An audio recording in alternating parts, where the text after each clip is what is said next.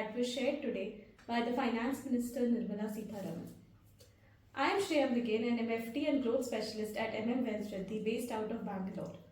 Based on this budget, मेरे कुछ questions हैं जिनको address करने के लिए we have Brigendra Mishra from Ranchi, a veteran in mutual fund distribution business and the founder of MM Wealth Riddhi. Hello Shreya. To start with, पहला question is around taxation. We see headlines coming in today सुबह से no taxation on income up to 12 lakhs. इस पे थोड़ा elaborate करके बताइए what it actually means for salaried employees. Very true Shreya कि आज सुबह से ही चल रही है, जब से सीतारमन जी ने बजट पेश किया है तभी से चल रहा है कि 12 लाख पे कोई टैक्स नहीं लगेगा और ये बहुत बड़ा तोहफा है. Believe me, nobody expected this कि इतनी बड़ी गिफ्ट फाइनेंस मिनिस्टर की तरफ से मिलेगी. मगर इसको थोड़ा इसके फाइन लाइंस को समझने की ज़रूरत है कि किन के लिए क्या प्रोविज़न है. पर्टिकुलरली सैलरीड क्लास के लिए जिनकी इनकम 12 लाख और उसमें स्टैंडर्ड डिडक्शन और जोड़ देते हैं तो 12.75 तक उनको कोई टैक्स नहीं लगेगा अगर उनकी इनकम 12.75 लाख से कम है. मगर अगर उनकी सैलरीड इनकम 12.75 से अधिक है तो फिर वो स्लैब जो दिया गया है, स्लैब क्या कहता है कि up to 4 lakh no tax, 4 lakh to 8 lakh 5%, 8 lakh to 12 lakh 10% and 12 lakh से एबव 15, 20 एंड सो ऑन. यानी कहने का मतलब क्या है कि सैलरीड क्लास को 12.75 लाख तक कोई टैक्स नहीं लगेगा, मगर अगर बिजनेस क्लास है तो उनको स्टैंडर्ड डिडक्शन का बेनिफिट नहीं मिलता तो उनको 12 लाख तक पे कोई टैक्स नहीं लगेगा. मगर 12 लाख से ऊपर इनकम है तो उनके ऊपर स्लैब इफेक्टिव हो जाएगी. इस पूरे की पूरी जो घोषणाएं हुई है उससे सबसे अच्छी बात यह है कि इसमें मिडिल क्लास के लोगों के पास काफ़ी पैसे बचेंगे. अगर आप देखो हर लोग जिनकी इनकम 12 लाख या उसके ऊपर है तो सबके पास कुछ न कुछ पैसे सरकार छोड़ रही है और इस पैसे से दो चीज़ें होंगी.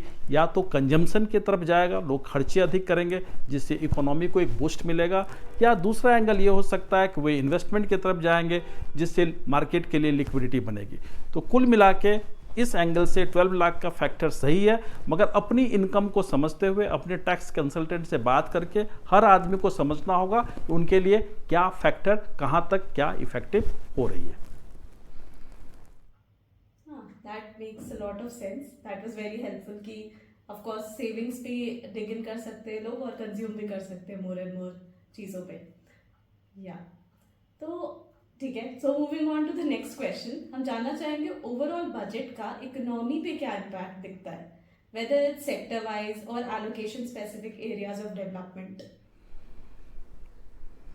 देखो, दो चीज़ें होती है. बजट अगर पूरे ओवरऑल देखें तो कई सारे फैक्टर्स होते हैं इकोनॉमिक डेवलपमेंट के लिए, मगर दो एंगल बहुत ही इंपॉर्टेंट रखा जाता है और बजट में उसका सबसे ज़्यादा ध्यान रखा जाता है. एक जो ध्यान रखा जाता है कि गवर्नमेंट की टोटल बजट का जो साइज़ है, फॉर एग्जांपल इस साल का जो बजट प्रोविज़न किया गया 50 लाख से ऊपर का है, मगर उस 50 लाख में से कितना पैसा सरकार इंफ्रास्ट्रक्चर पे खर्च करने वाली है.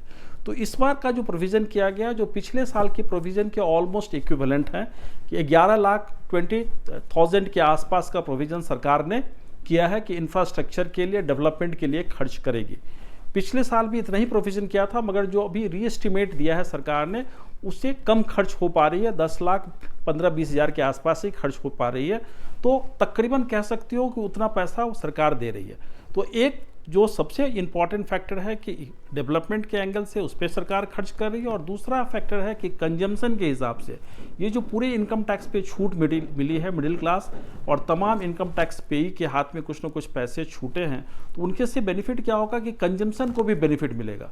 एक रफ कैलकुलेशन कहता है कि सरकार ने तकरीबन पिछले साल के टैक्स कैलकुलेशन के हिसाब से 1 लाख करोड़ छोड़ा है.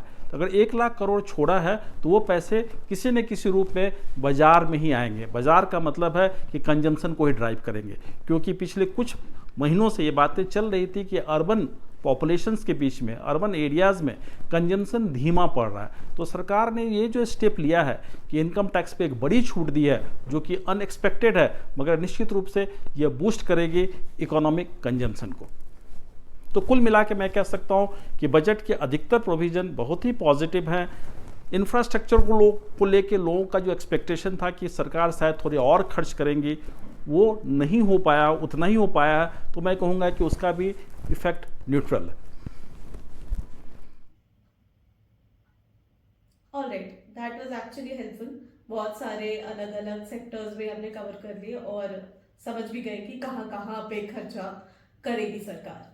सो मूविंग ऑन, हमने सुना कि बजट में सीनियर सिटीजन्स को लेके भी कुछ बातें हुई। Regarding that, could you please share your thoughts? Senior citizen बहुत ही इंपॉर्टेंट पॉपुलेशंस हैं हमारे देश में। उनके लिए भी दो तीन चीज़ें जो बड़ी अच्छी की गई। पहला फैक्टर तो ये है कि उन 12 लाख का जो कैलकुलेशंस किया गया वो सबके लिए इफेक्टिव है। पेंशनर हैं तो उनके लिए भी, और जो नॉन पेंशनर हैं और 12 लाख तक की इनकम है तो उनके लिए भी टैक्सेशन का सेम प्रोविज़न है कि जिस पर छूट मिली। और ये मैं एक चीज़ फिर से रिपीट करूँ, यहाँ बता दूँ आपको कि ये सारे के सारे जो टैक्स में छूट मिल रहा है ये न्यू रिजिम के अंतर्गत, ओल्ड रिजिम में कोई ज़्यादा छेड़छाड़ नहीं की गई है। तो ये एक बेनिफिट हुआ सीनियर सिटीजन को। दूसरा एक और बड़ा बेनिफिट दिया गया सीनियर सिटीजन को कि टीडीएस जो बैंक डिपॉजिट पे उनको 50,000 से ऊपर ही लग जाते थे, टीडीएस कट जाता था, अब वो 1 लाख तक नहीं कटेगा। इसका मतलब ये समझिए, टीडीएस नहीं कटने का मतलब ये नहीं हुआ कि टैक्स लायबिलिटीज़ उनकी ख़त्म हो जाएगी। टैक्स लायबिलिटीज़ उनके ओवरऑल इनकम के हिसाब से लगेगा, मगर 1 लाख तक अगर बैंक डिपॉजिट से उनको इंटरेस्ट आते हैं तो उस पर उनको टैक्स टीडीएस के रूप में नहीं कटेगा एडवांस में। ये एक बेनिफिट है। तीसरा एक एंगल और बजट में प्रोविजन किया गया जिसमें senior citizen as well as सारे लोग बेनिफिशियरी होंगे। सीनियर सिटीजन को इस बेनिफिट मिल सकता है कि अगर उनके पास 2 घर हैं और एक घर सेल्फ एक्यूपाइड है तो दूसरे घर में अगर रेंट नहीं भी लगाए हुए हैं वो, तो भी उसका एक नोशनल वैल्यूएशन लेके उनके रेंट पे एक टैक्स लगता था। आज के डेट में सेकेंड होम पे भी टैक्स पे छूट मिल रही है कि सेकेंड घर भी अगर आपका नोशनल वैल्यू ऐड करने की ज़रूरत नहीं पड़ेगी। तो ये भी एक बड़ा पॉजिटिव साइन है। तो कुल मिला के कह सकते हैं कि हर मिडिल सेगमेंट में, खास के सीनियर सिटीजन्स के लिए तो बहुत ही पॉजिटिव है ये बजट। ओके, हाँ, तो ऑल इन ऑल सुन के लग रहा है that the budget was quite good. मतलब there were positives, there were neutral stances, but हमने देखा स्टिल कि स्टॉक मार्केट इंडिसेस नेगेटिव है and there was a sudden fall during the budget there. इसका क्या रीजन लगता है आपको and should it be a cause of concern? आपने सही कहा कि जब ये चल रहा था बजट का भाषण, जिस वक्त अनाउंसमेंट सरकार कर रही थी कि पिछले साल जो भी करंट फाइनेंशियल चल रही है उसको जब रिविजिट कर रही थी, उसको रीएस्टिमेट करने की कोशिश कर रही थी, उस वक्त जब एक सेंटेंस आया कि सरकार का जो टारगेट था इंफ्रास्ट्रक्चर या डेवलपमेंट मद में तकरीबन 11 लाख करोड़ या उससे थोड़ी अधिक खर्च करने की, उसके जगह पे 10 पॉइंट समथिंग ही वो खर्च कर रहे हैं। तो ये एक नेगेटिव न्यूज़ आई कि इससे कहीं ना कहीं डेवलपमेंट को सरकार स्लो डाउन तो नहीं कर रही, एक कंसर्न दिखा।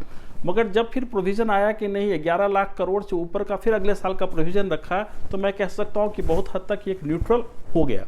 मार्केट गिरने बढ़ने के बहुत सारे कारण होते हैं। शॉर्ट टर्म में मार्केट बहुत सारी चीज़ों को एनालाइज करता है, उसके हिसाब से होती है। लिक्विडिटी एक फैक्टर होता है, वैल्यूएशंस दूसरा फैक्टर होता है। तो इसको बहुत डीप एनालिसिस करने की ज़रूरत नहीं है। मार्केट अपने दिशा और दशा निश्चित रूप से आने वाले दिनों में निश्चय करेगा कि किस रूप में जाना है। जो सबसे अच्छी चीज़ जो मुझे दिखी इस बजट में वो ये था कि सरकार ने अपना फिस्कल डिसिप्लिन बनाए रखा है। इस पर भी किसी का एक्सपेक्टेशन नहीं था कि सरकार फिस्कल डिफिसिट को 4.4% प्रोजेक्ट करेगी। पिछले साल जो रखा था उसको फिर से एस्टिमेट करके 4.8 पे रखी है और आने वाले साल के लिए 4.4।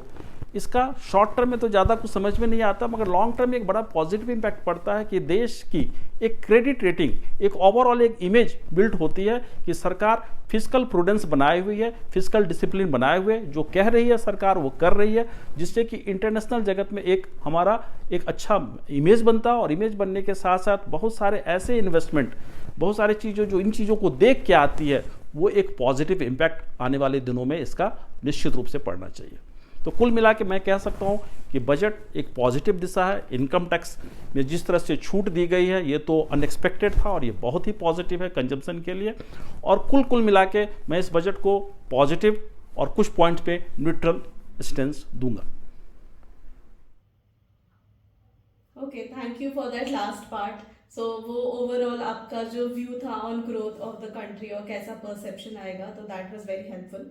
आई think this was quite useful. हमें टैक्सेशन कवर कर लिया, हमने ओवरऑल बजट का इकोनॉमी पे इम्पैक्ट कवर कर लिया, and how it impacts middle class senior citizens, ये सारी चीज़ें समझ लिए. So thank you for the time. Thank you Shreya for calling and doing this video. And निश्चित रूप से ये काफ़ी सारे लोगों की कन्फ्यूजन दूर करेगा. मगर मैं साथ ही साथ और रिक्वेस्ट करूंगा लोगों की, अगर आपके मन में कोई भी इकोनॉमी या इन्वेस्टमेंट या टैक्सेशन को लेके सवाल हैं तो ज़रूर से ज़रूर इनबॉक्स में आके लिखिए, ताकि उस पर हम लोग फिर से आगे चर्चा कर सकें, आगे बात कर सकें और वो आप लोग को क्लैरिटी दिया जा सके. सो थैंक यू वेरी मच. नमस्कार.